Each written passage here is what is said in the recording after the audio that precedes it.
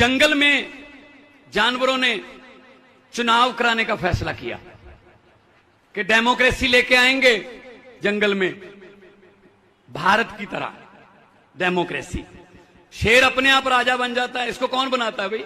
शेर भी इलेक्शन लड़ ले, अगर ये जीत गया ये बन जाएगा। तो जंगल में माहौल क्या था, इस कविता में छोटी सी सुनाने वाला हूं, उसमें कहीं भी देश का नाम नहीं है हमारे, लेकिन जो सुनता है वो देश में ही रहता है, वो सोचता ही ये है कि हाँ ये यहां भी यही होता है। इलेक्शन कमीशन ने जैसे ही जंगल में आम चुनाव ऐलाने, इलेक्शन कमीशन ने जैसे ही जंगल में आम चुनाव ऐलाने, अपने अपने चुनाव प्रचार पर लगे जानवर जाने। शेर जी बकरी के घर गए, बोले बहन जी सत श्री अकाल है, और सुनाओ क्या हाल चाल है। बकरी बोली हाल तो ठीक है, लेकिन मेरा दिल आज हैरान पड़ा है कि शेर मेरे आगे दोनों हाथ जोड़कर खड़ा है। शेर ने कहा बहन जी शर्मिंदा मत करो, अब हम जंगल में एकता और अखंडता से रहेंगे। अपने मेमनों को समझा देना कि अब शेर अंकल उनको कुछ नहीं कहेंगे। रंग बिरंगी झंडियों से रंगा पड़ा था चंबल, रंग बिरंगी झंडियों से रंगा पड़ा था चंबल, बिल्लियां बांट रही थी चूहों को मुफ्त कंबल। गीदड़ को कहा गया आधा जंगल तेरा होगा, गीदड़ को कहा गया आधा जंगल तेरा होगा। उल्लू को बोले वोट डाल दिन में भी अंधेरा होगा।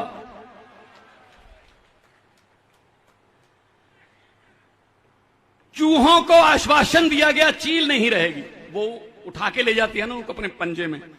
चूहों को आश्वासन दिया गया चील नहीं रहेगी, चीलों को भरोसा दिया गया चूहों की सप्लाई में ढील नहीं रहेगी। अब पूरा इलेक्शन कैंपेन करके दिन में शेर अपने घर जाता है, कहता मेरी पत्नी शेरनी सारा जंगल घेरनी, क्या कर रही है शेरनी? तो शेरनी ने कहा शेर जी पतिदेव जी मेरा बाहर सैर पर जाने को दिल करता है, एक नरम सा नाजुक सा खरगोश खाने को दिल करता है। तो शेर ने कहा रे भाग्यवान ये सुन ले मेरी फरियाद, खरगोश जितने मर्जी खा लेना लेकिन इलेक्शन के बाद, इलेक्शन के बाद। ऐसा करते हैं ये हमारे साथ, ऐसे वादे करते हैं, उनके साथ भी वादे कर लेते हैं, हमारे साथ भी वादे कर लेते हैं, और इलेक्शन के बाद ये खरगोश की तरह हमें खाते हैं फिर 5 साल।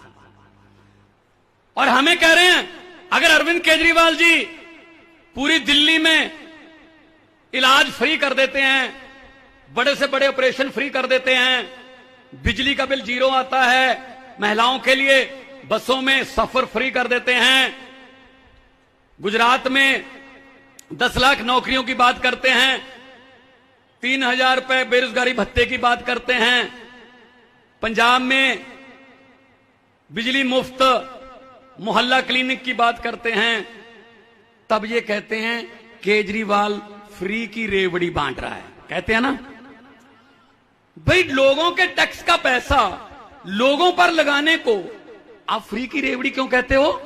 जो कनाडा अमेरिका और डेवलप कंट्री हैं वो भी देते हैं अपने नागरिकों को पैसे, वहां इसको सोशल सिक्योरिटी बोलते हैं। अच्छा, बिजली पैसे बचा के जो पुल बनना था 350 करोड़ में, उसको 200 करोड़ में बना के नई टेक्निक से 150 करोड़ बचा के लोगों की बिजली फ्री कर दी, इलाज फ्री कर दिया। ये फ्री की रेवड़ी थोड़ी है। अगर ये फ्री की रेवड़ी है तो मोदी साहब मुझे ये बता दीजिए, हर व्यक्ति के खाते में 15 लाख आने वाला पापड़ किसने बेचा था?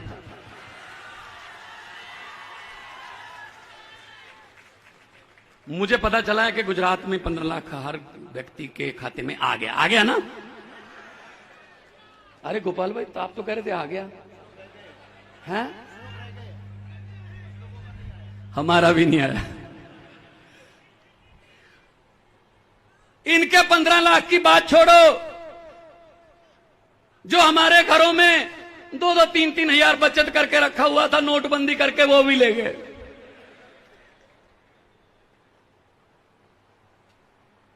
ये इनकी हालत है। बैंक बेच दिए,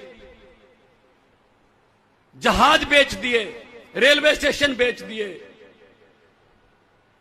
कुछ नहीं। रेलवे स्टेशन बेच दिए, LIC बेच दी, बड़ी बड़ी सरकारी कंपनियां बेच दी, सब कुछ बेचा है, सिर्फ एक चीज खरीदी है, मीडिया।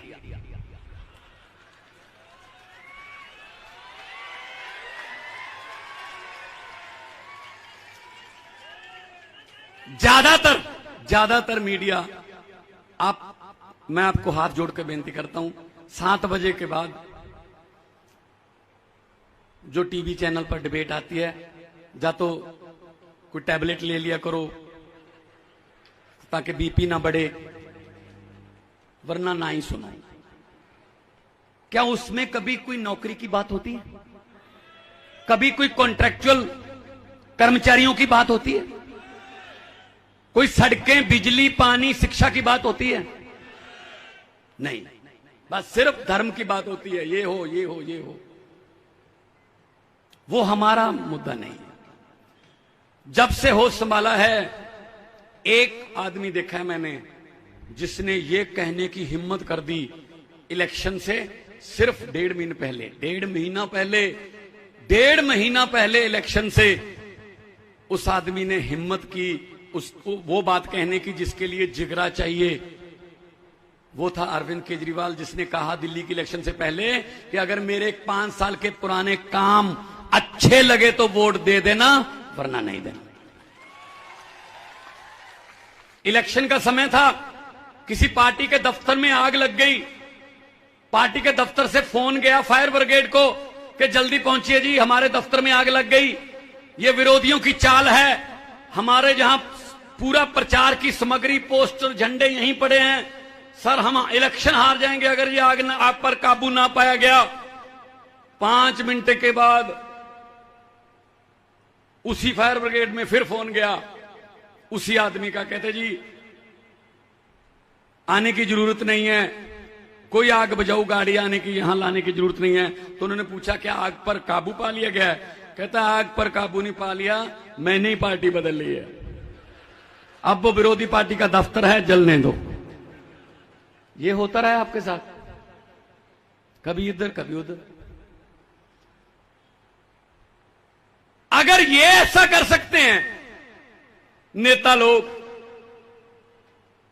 कभी उधर बदल गए कभी इधर बदल गए, तो तुम एक जगह पे क्यों खड़े हो? तुम भी इस बार झाड़ू उठा लो, बदल जाओ।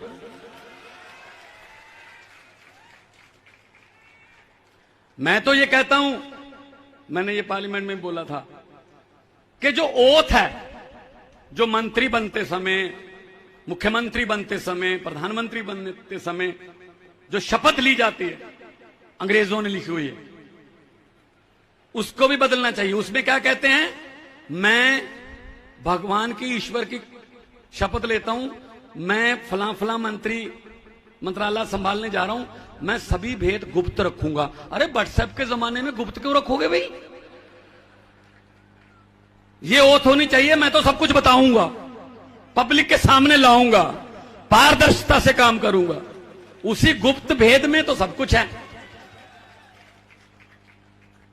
तो आम आदमी पार्टी पारदर्शिता की पार्टी है। जब भी टीवी पर आधे आधे घंटे के आम आदमी पार्टी के खिलाफ डिबेट चलती हो ना, जिसमें आम आदमी पार्टी को गालियां दी जा रही हो, ये ऐसे हैं, ये ऐसे हैं, ये फलां हैं, धिमका हैं, तो समझ लो देश के किसी न किसी हिस्से में हम जीत रहे हैं।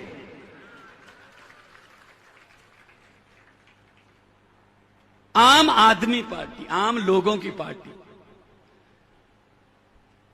आप लोगों के जो कॉन्ट्रैक्ट साइन किए गए हैं, तलवार लटकाई हुई आपकी नौकरी पर, जब भी निकाल दें, कोई पता नहीं कब निकाल दें, कोई उसमें आपको सुविधाएं नहीं मिलती, तो फिर 75वें आजादी दिवस पर हम लाल किला से कैसे बोलने की हिम्मत कर सकते हैं कि देश को हम ये बना देंगे, वो बना देंगे, जब हमारे युवाओं को और हमारे जो कर्मचारी हैं उन्हीं को हम भी पक्का नहीं कर पाए अभी तक।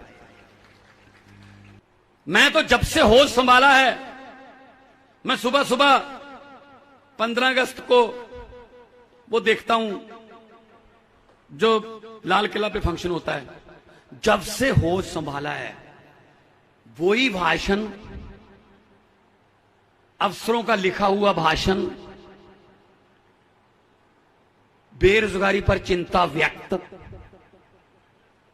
आतंकवाद पर थोड़ी ज्यादा चिंता व्यक्त, महंगाई और गरीबी पर और ज्यादा चिंता व्यक्त। कहते नमस्कार, ये था 15 अगस्त। मैं ये कहना चाहता हूं मेरे देश के वारिसों, मेरे देश को चलाने वालों, अगर हमारी किस्मत नहीं बदल सकते, कम से कम लाल किले वाला भाषण तो बदल लो। अब तो लाल किले के कबूतरों को भी भाषण याद हो गए होंगे, लाल किले के कबूतरों को भी भाषण याद हो गए होंगे। वो सिर्फ भाषण चला। अभी एयरपोर्ट पे उतरे, पत्रकारों ने कहा जी बीजेपी कह रही है कि योगी जी ने 100 दिन में ये काम कर दिए, तो फिर इनके 27 साल कहां गए? इनके 27 साल कहां गए अगर योगी के गिनाने पड़ रहे हैं? कुछ नहीं है इनके पास, सिर्फ बातें। आजकल क्योंकि इलेक्शन नजदीक आ चुके हैं, अभी जुमला फैक्ट्रियों में नए नए जुमले बन रहे हैं, तैयार हो रहे हैं नए नए जुमले कि कौन से जुमले से लोगों की भावनाएं भड़केंगी, कौन से जुमले से लोग एक दूसरे से लड़ेंगे, कौन से जुमले से एक दूसरे से इनको अलग किया जाएगा, कौन से जुमले से लोग नफरत फैलेगी। ये जुमले बन रहे हैं अभी पार्लियामेंट, उसमें इनकी फैक्ट्रियों में। सो इनके जुमलों से बचना। और हमने विधायकों की पेंशन बंद कर दी, हर बार जितनी बार जीतते जाओगे उतनी बार पेंशन मिलती थी, वो बंद कर दी। उसी से जो पैसा बचेगा वो बेरोजगारों को नौकरी देने पर लगाएंगे। कहते हैं ना कि पैसा कहां से आएगा, ऐसे आता पैसा। और वैसे भी हमारे तो नेशनल कन्वीनर जो हैं वो इनकम टैक्स के ऑफिसर हैं, IRS हैं, इनको तो सब पता है कि पैसा कहां से लाना है, कहां लगाना है, कैसे बचाना है। अब इनकम टैक्स वालों को नहीं पता होगा तो किसको पता होगा? तो ये दिल्ली में हमने सफलतापूर्वक करके दिखा दिया। कांग्रेस वैसे तो मतलब क्या हालत हो गई है कांग्रेस की कि जिसको भी कहो कांग्रेस का प्रधान बनना है, कहता नहीं नहीं मैं नहीं बनूंगा, मैं नहीं बनूंगा, भाग रहे हैं। न सबसे कहते जी पुरानी पार्टी 1885 में बनी थी, 2 टर्म से 2015 में और 2020 में देश की राजधानी में देश की सबसे पुरानी पार्टी 2 बार हो गए। कितने MLA हैं? 0। जहां सोनिया गांधी, राहुल गांधी, अमित शाह जी, बीजेपी के सारे मंत्री रहते हैं, वहां का MLA पता कौन है? अरविंद केजरीवाल।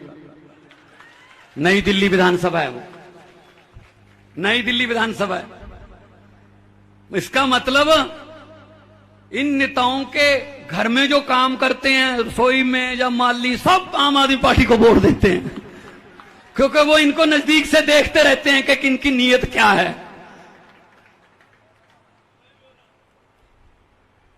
तो ये बदलाव तो आना था।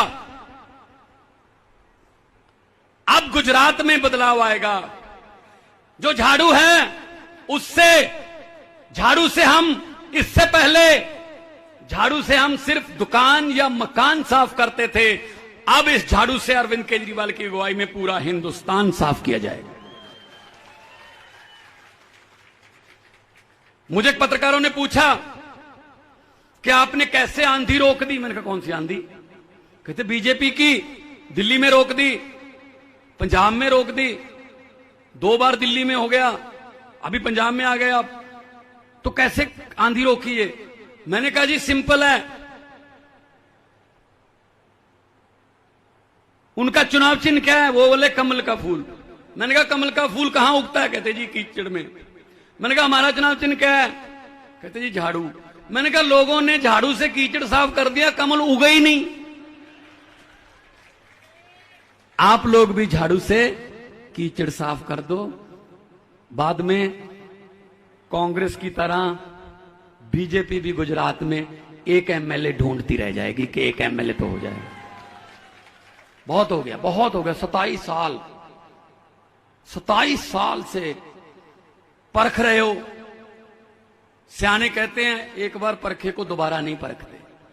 इसलिए जब वोट डालने जाओगे इस बात का ध्यान रखना कि ये वोट, ये बटन जो है ना, बटन, ये बटन ना तो किसी कमल के फूल का है, ना किसी हाथी का, ना सीढ़ी का, ना तीर कमान का, ना किसी हाथ पंजे का, ना ही झाड़ू का। ये बटन आपके बच्चों के फ्यूचर का बटन है। अच्छा बटन दबाओगे, फ्यूचर अच्छा हो जाएगा, चमक जाएगा। अगर पहले की तरह कोई गलती कर लोगे तो फिर वही पछतावा जो है वो मन में रह जाएगा। हाँ, इतना मैं कहता हूं, ये रोकते हैं हमें कि ये इनकी सभा नहीं होने देनी, इनको मैरिज पैलेस नहीं बुक करने देना, इनको हॉल नहीं बुक करने देना। ये दरिया जो है ना, वो अपना रास्ता खुद बनाते हैं, दरियाओं को रोका नहीं जा सकता। और वैसे भी बड़े बड़े पोस्टर लगाकर या एड देकर नहीं, मतलब लोगों के दिलों में बसा जा सकता। हुकूमत वो करते हैं जिनका दिलों पर राज होता है। यूं कहने को तो मुर्गे के सर पे भी ताज होता है। बहुत बहुत धन्यवाद, बहुत बहुत मेहरबानी। आज के लिए मेरी इतनी हाजिरी कबूल करना, बहुत बहुत शुक्रिया। नमस्कार। भारत माता की इनकलाब। बहुत बहुत धन्यवाद।